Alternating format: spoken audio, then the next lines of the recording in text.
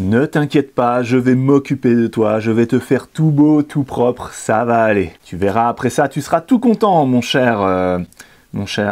Comment tu t'appelles déjà? Mais il a pas de nom ce moteur. Il a toujours pas de nom. Ça peut pas se passer comme ça, il faut qu'on lui trouve un nom. Donc là, je compte sur vous, vous me mettez en dessous en commentaire le nom qui va bien pour ce moteur. Vous pouvez vous inspirer du Seigneur des Anneaux, de tout ce qui est infernal. Comme ça reste dans le thème du truc. Et regardez ce que les autres ont proposé comme nom pour ce moteur. Peut-être il y a celui que vous avez choisi. Et dans ce cas, vous mettez un pouce vers le haut à ce commentaire-là, et moi je choisirai un des noms parmi ceux qui ont le plus de pouces vers le haut. Voilà, vous avez 20 secondes pour choisir le nom, c'est juste le temps du générique. Garage bagnole et rock'n'roll, garage bagnole et rock'n'roll, garage bagnole et rock'n'roll, garage bagnole et rock'n'roll.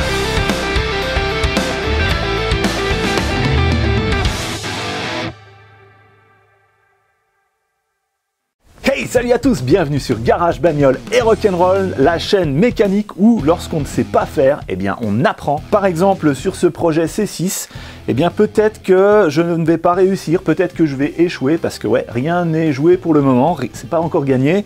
Et peut-être que tout ça, c'est simplement 1 tonne, 2 tonnes de métal qui est destiné à la casse. Mais c'est pas grave, parce qu'avec ce projet, j'ai acquis beaucoup d'expérience, et puis j'ai beaucoup appris, et ça, bah je l'ai et c'est pas perdu. Donc si vous avez un projet de restaurer une voiture, de réparer ou entretenir votre voiture de tous les jours, eh bien je vous encourage à le faire vous-même, à apprendre comment faire. Et puis aujourd'hui vous avez la chance d'avoir beaucoup d'informations sur internet. Il y a des centaines, des milliers de vidéos YouTube. Si vous voulez une approche un petit peu plus structurée, eh bien je propose des cours, des formations, c'est sur la Garage Bagnole Academy. Je vous mets le lien ici en haut à droite et en bas dans la description. Sur ce moteur, je vais nettoyer les plans de joints de culasse en essayant de ne pas les rayer. Je vais démonter le carter d'huile, enfin les carters d'huile parce qu'ils en ont mis 2 là-dessus. Et avant ça, eh bien, il faut que je le vidange parce qu'il y a encore toute l'huile dans le carter. Et je vais prélever un échantillon d'huile que je vais envoyer au laboratoire des enfers pour analyse, et puis on verra bien ce qu'ils nous disent, et on verra s'ils trouvent bien que ce moteur a eu un problème de joint de culasse. Je vous mets un lien vers la vidéo où je vous présente ces kits d'analyse d'huile. Je l'avais fait à Halloween 2017 si je me souviens bien. Je vous remets le lien ici en haut à droite et en bas dans la description. Allez voir, c'est une super vidéo. Ok, donc le bouchon c'est du 24 mm, et c'est tout gras. Et ça bouge. Je vais prendre le plus grand cliquet. Tout est difficile sur ce moteur. Absolument tout.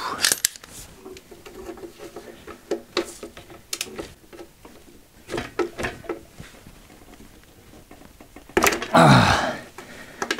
Ouais. Ça a l'air d'être bon.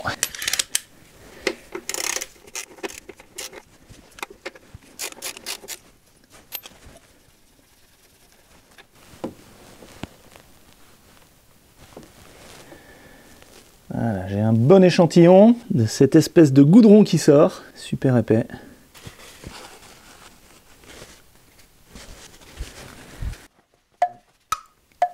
Quasiment terminé, je rebouche. En faisant attention de ne pas faire tomber le bouchon dans ce truc, dans ce lac immonde. Oh, quel mal. Je visse, ah oui, forcément, tourner dans le bon sens, ça va beaucoup mieux.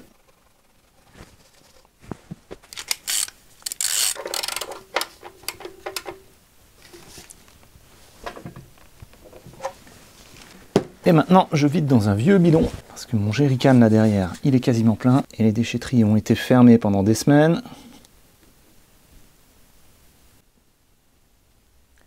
Donc là, à la fin, je vais doucement pour voir s'il n'y a pas des trucs qui traînent au fond, mais ça va, ça a l'air d'être correct.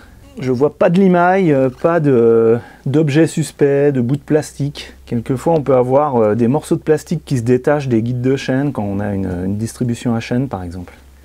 Problème connu sur certains moteurs BMW.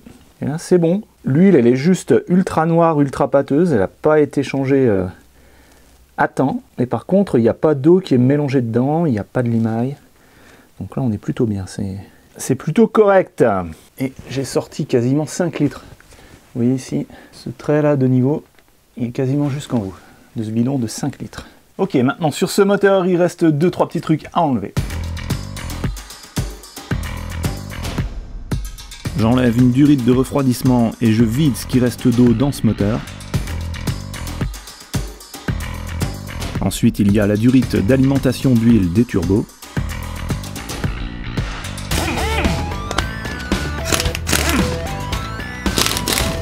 Le support de palier de cardan, et c'est un vrai plaisir de l'enlever avec une clé à choc qui marche.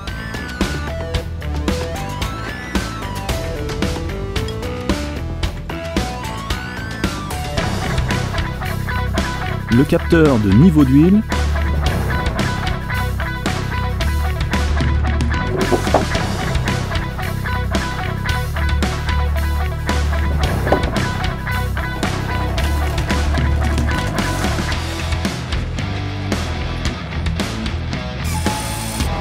Et enfin, le carter d'huile.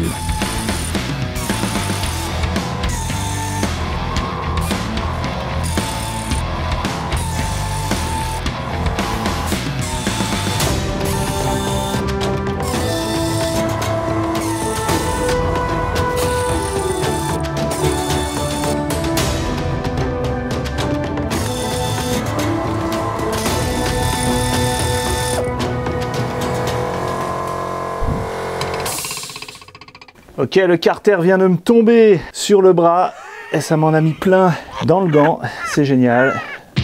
Erk. Bon ben je vais me nettoyer, je reviens.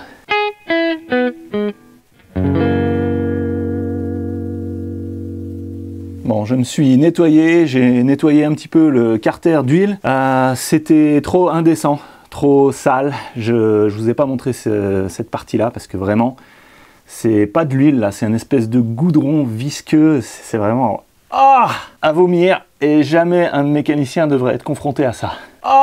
Et pour nettoyer, il a fallu que j'utilise une grande quantité de papier et de vieux gants. Donc ce carter d'huile, il est peint à l'intérieur en noir et il est tordu. Je sais pas si vous voyez là, dans les reflets, il y a une bosse ici, ce qui correspond à ça ici, le creux là qui est là.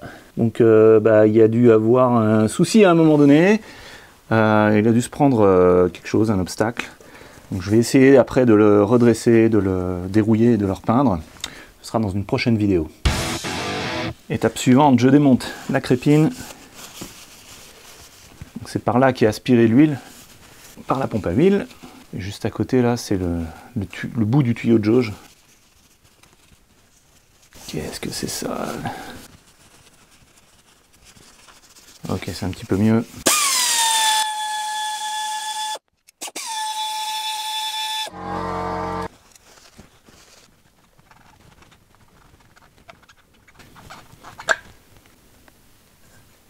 Évidemment, ça recoule de l'huile.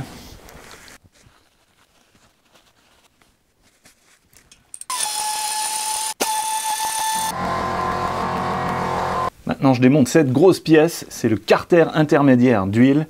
Il y a plein de vis. C'est soit du 10 sur le côté là, là aussi, soit du 8 mm ici et là.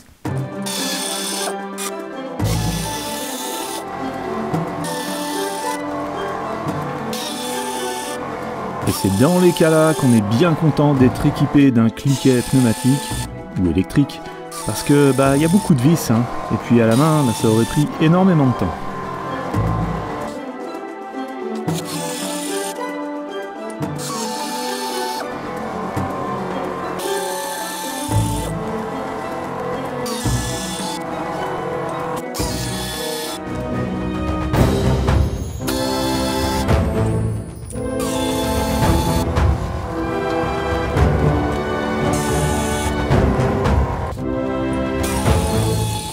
Ok, dernière vis.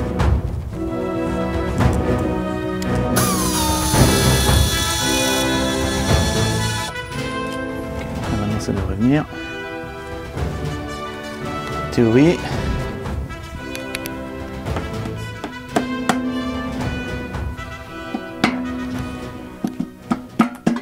Ok. Et voilà. Carter intermédiaire d'huile. Plein d'huile. Enfin, plein de boue. Arc. Oh, quelle horreur. Donc là, vous pouvez voir qu'il y a une grille qui maintient l'huile juste sous le vilebrequin. Et ça permet une bonne lubrification comme ça de toute l'embiellement de cette grosse manivelle.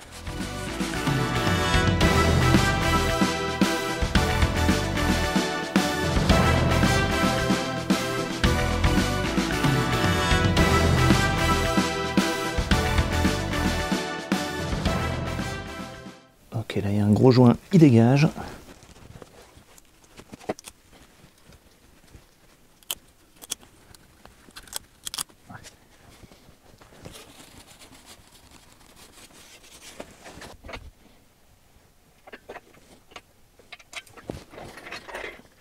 Démontage de la pompe à huile qui est juste là.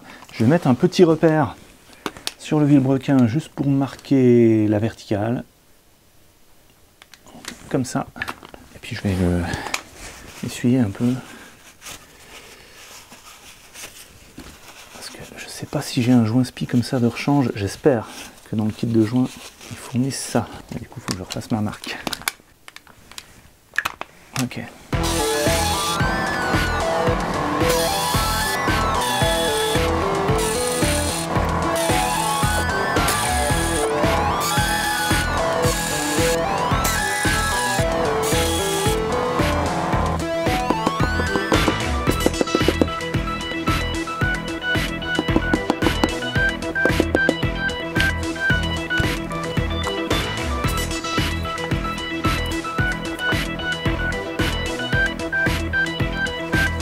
Et voici le joint que je vais changer.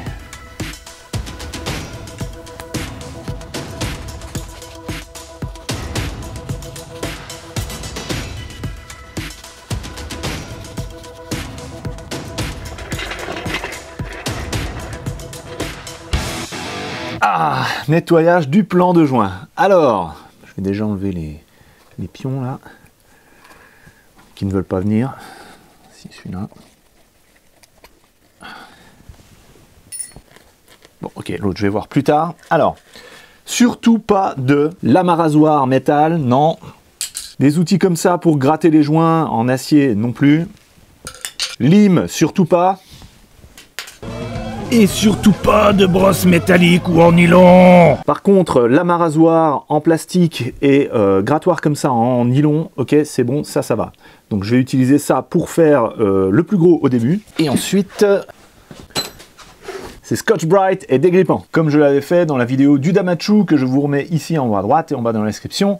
Ça avait très bien marché, le Damachu va bien, il roule toujours. Allez, viens toi. Viens tourner un peu. Quand ça tourne, c'est que ça sort. Voilà. Alors juste un truc concernant le problème de joint de culasse qu'il y a eu sur ce moteur. Dans la vidéo où j'étais allé à l'atelier, côté culasse, on avait bien vu que les culasses, elles étaient creusées ici à l'intérieur. Et puis là, on voit clairement que effectivement les gaz passaient par ici et allaient directement ici dans le circuit de refroidissement. Donc là, tout le bord là, alors en particulier des endroits comme ça, ici, vous voyez la croûte que ça a fait. Donc tout ça, c'est les gaz, le gasoil qui est allé là-dedans et qui a brûlé directement là-dedans, quoi. C'est juste incroyable. Parce que vu comment étaient serrées ces culasses et le mal que j'ai eu pour les dévisser, c'est quand même assez incroyable de se dire, avec ce niveau de serrage, que quand même ça passe entre les feuilles du joint de culasse. Mais bon, allez, je continue le nettoyage.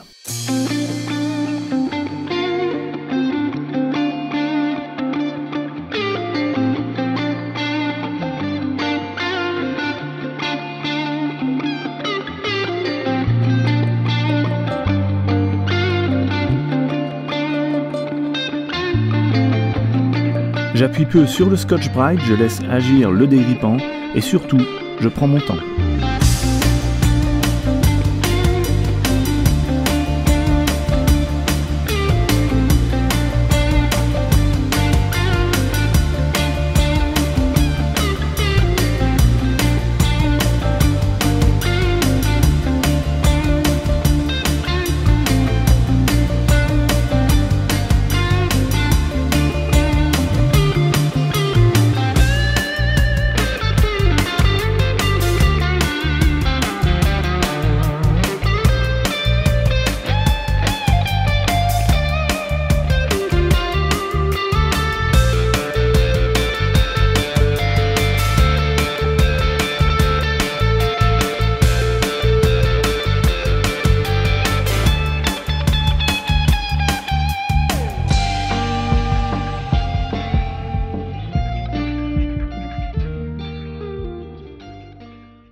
Et voilà le résultat. C'est propre, c'est pas parfait mais c'est propre. Donc il reste des traces ici, ici aussi. Mais je peux vous dire que là au toucher, on ne sent absolument rien. Donc j'ai pris du papier à poncer avec une cale à poncer pour être sûr de poncer bien plat. J'ai commencé au 600, ensuite 800 et j'ai terminé au 1000. C'est du papier à poncer à l'eau et comme liquide j'ai utilisé du dégrippant. Au niveau des pistons, je les ai un petit peu nettoyés. Le but c'est pas de les rendre brillants, hein, ça sert à rien. La calamine va revenir là au bout de quelques centaines de kilomètres. Par contre j'ai bien nettoyé le bord là, pareil, donc il reste des traces. Mais vous voyez ce petit bord noir, cette bande noire ici. Il y avait une bonne épaisseur de calamine et là on ne sent quasiment plus rien au toucher, là peut-être encore un tout petit peu, mais voilà. Avant il y avait vraiment une croûte quoi. Donc là c'est quand même beaucoup plus propre. Alors maintenant sur ce plan de joint, il y a quelque chose que j'aurais peut-être dû faire avant. C'est contrôler si ce bloc n'a pas été tordu un peu comme les culasses. Et si je trouve maintenant que ce plan de joint n'est pas plat et qu'il est creusé comme ça, et ben je serais bien dégoûté, hein, parce que là j'aurais fait tout ça pour rien, puisque à ce moment-là ça voudra dire que simplement ce moteur est bon à mettre à la poubelle. Donc je vais vérifier la planéité de tout ça. Je vais faire avec l'outillage que j'ai, hein. Normalement il faut vraiment il y a une règle spéciale pour ça, moi je l'ai pas, donc je vais prendre un petit réglet gradué comme ça. J'espère que c'est à peu près droit. Et ici j'ai des jauges d'épaisseur, je vais prendre la plus fine que j'ai, elle fait 0,05 mm. Et d'ailleurs dans la doc 0,05 mm c'est la déformation maximale acceptable. Donc si ça passe en dessous de ma règle, eh ben, c'est foutu. Alors on va commencer direct au milieu. Ouais, c'est bon. C'est bon, c'est bon. Je vous zoome ça. Ah, là, ça touche partout. Impossible de faire passer cette jauge là. Là derrière, on est bon aussi. Et là maintenant, en longueur. Là, c'est creusé. Là. Ici. Donc ici, il y a un petit creux, mais la jauge ne passe pas. Je vous place de l'autre côté, on voit mieux parce qu'il y a la lumière qui passe au travers. Donc, ici, vous voyez, dès que je mets sur le bord ici, on voit de la lumière. Voilà. Bon, on va dire que ça va. La jauge ne passe pas. Je vais compter sur le joint de culasse et la déformation de la culasse quand je vais serrer dessus pour rattraper ça. Allez, au deuxième. De ce côté-là se trouve un petit filtre, il filtre l'huile qui est envoyée au turbo. J'essaye de l'extraire comme indiqué dans la documentation, mais je n'y arrive pas et plutôt que de l'abîmer, je décide finalement de le boucher.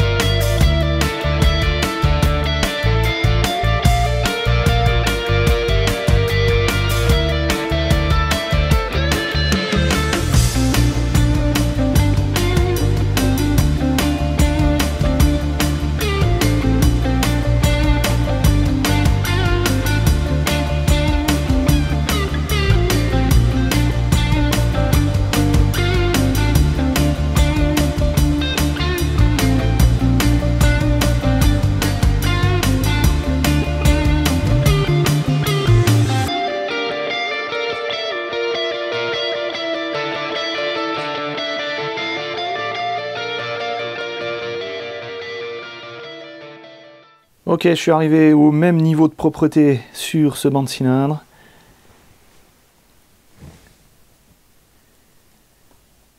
Au doigt, on ne sent vraiment plus rien. Encore quelques petites traces. Les pistons sont à peu près propres.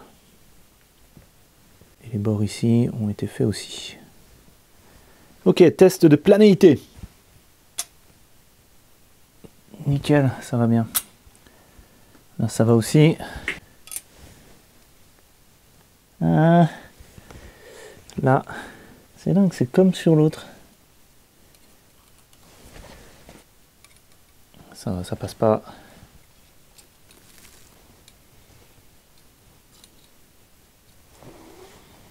Autre petit test qu'on peut faire, c'est tester le jeu au segment ici. En appuyant sur les côtés du piston. Là, il n'y a pas de jeu, c'est bon. Ou alors, il faut un très léger jeu. On remonte. Ok. Ok. Ok. Ok. Et c'est bon. Et là, j'arrose généreusement de dégrippant pour éviter l'oxydation.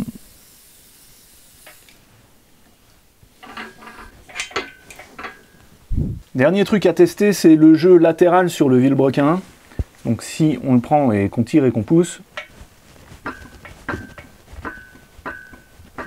vous entendez? On entend clairement, il y a un petit jeu, j'arrive à le bouger comme ça et comme ça. Alors, est-ce que c'est en dehors des spécifications? Ben, j'en sais rien, parce que pour mesurer ce jeu-là, il faut mettre un comparateur qui vous donne la distance de déplacement. Et après, on peut vérifier en fonction des spécifications. Mais je n'ai pas cet outil, je n'ai toujours pas cet outil. Donc bon, je vais me dire que ça va. Ben voilà, t'es tout propre maintenant. Enfin, tout propre, presque tout propre, hein. Là, au milieu, c'est encore un petit peu cracra. Ah! Et puis toute cette rouille là, peut-être je ferai quelque chose. En tout cas, ce qui est sûr, c'est que tu vas bientôt avoir un nom, et là je compte sur vous, je vais aller voir en commentaire vos propositions. Donc, comme vous avez pu le constater, il n'y a aucune fissure au niveau des cylindres. Il y avait plusieurs personnes parmi vous qui avaient analysé les photos que j'avais mis il y a quelques vidéos pour essayer de voir un petit peu d'où venait le problème au niveau des joints de culasse. Merci à tous ceux qui ont participé, à tous ceux qui ont pris le temps d'analyser ces photos. Il y avait pas mal de questions concernant des petits traits qu'on voyait sur le bord, mais c'était uniquement des bavures de joints. Donc ça va, rien d'alarmant. Bon, ce bloc a l'air pas trop mal, je pense que je vais pouvoir remettre joints de culasse, les culasses dessus, serrer tout ça. Il y a encore du travail à faire dessus, mais en tout cas, le projet avance, doucement mais sûrement. Merci à vous de suivre toutes ces vidéos sur le projet C6, votre soutien est très important pour moi.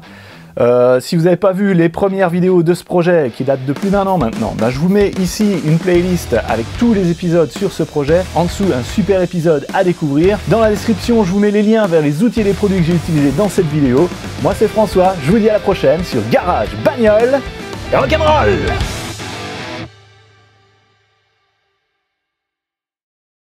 Et j'ai encore oublié de vous dire de vous abonner.